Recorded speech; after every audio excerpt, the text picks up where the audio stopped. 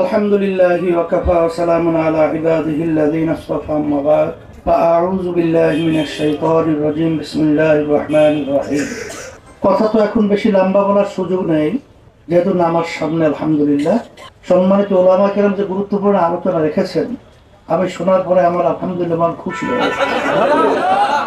এখন কথা হলো যে আমরা যেন এই বাংলাদেশের মধ্যে ইসলামী নীতি আদর্শকে রাষ্ট্রীয় পর্যায়ে পৌঁছাতে পারি, তৌফিক যেন আল্লাহ আমাদেরকে দান করে। আর বেশি ওদিকে আলোচনা লম্বা বেশি না করে হুজুরের কথা একটু পিছনের দিকে আমি স্মরণ করে দেওয়ার জন্য বলছি।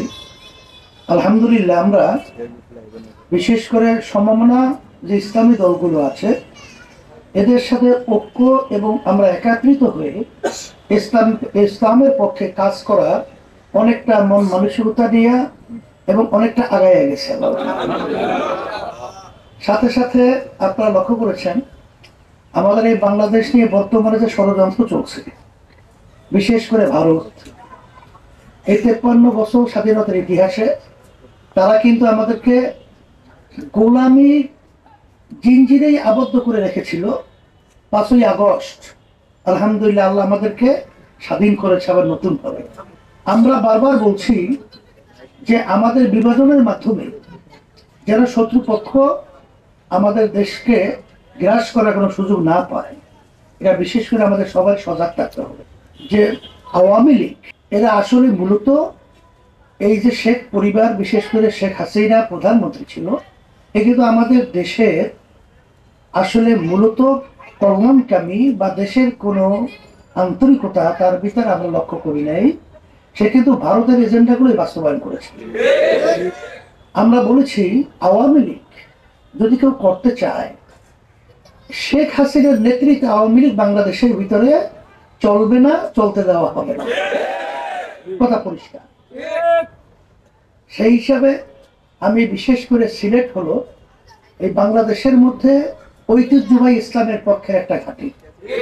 আমাদের পাশে ঘুমিয়ে আছে শাহজালাল রহমতুল্লাহ আলাই, শাহপরান রহমতুল্লাহ আলাই, অসংখ্য ওলামায়ে কেরাম। আজকে এদের মাধ্যমেই ভারত উপমহাদেশ সহ সর্বত্র ইসলাম এসেছে। আল্লাহর রহমতে এই মাটি থেকেই সর্বপ্রথম ইসলামের পক্ষে একটা ঐক্যের গুরুত্বপূর্ণ ভূমিকা রাখবে বলে আমি আশা করছি। এটা বিশেষ করে ওলামায়ে কেরামদেরকে আমি বিশেষ করে অনুরোধ করছি, কারণ আমরা কেন্দ্রীয়ভাবে যে বিভিন্ন ইসলামী দলের সাথে বসেছি, সিলেট কিন্তু একটা গুরুত্বপূর্ণ বিষয়। আপনারা যদি আন্তরিকভাবে আলহামদুলিল্লাহ আগায় আসবে ইনশাআল্লাহ, তাই সে অনুরোধটা আমি করছি। আর আপনারা যে কথা বলছেন, আমরা কিন্তু আসলে এই মন মানসিকতা নিয়ে সমস্ত ওলামায়ে কেরাম হকখানে আমরা যেন একটা প্ল্যাটফর্মে আসতে পারি, এই জন্য আলহামদুলিল্লাহ এরাও এই বয়সে আলহামদুলিল্লাহ অনেক কাজ করতেছে। আর আমরা বিশেষ করে আমি ইসলামী আন্দোলনের আমির দায়িত্ব পালন করছি, আমার পক্ষ থেকে আমি ধন্যবাদ জানাই। আল্লাহ যেন এদের কাজে মালে সর্বদিক থেকে ইখলাসে বরকত দান করেন, সর্বদিকে আল্লাহ যেন সুস্থ রাখেন।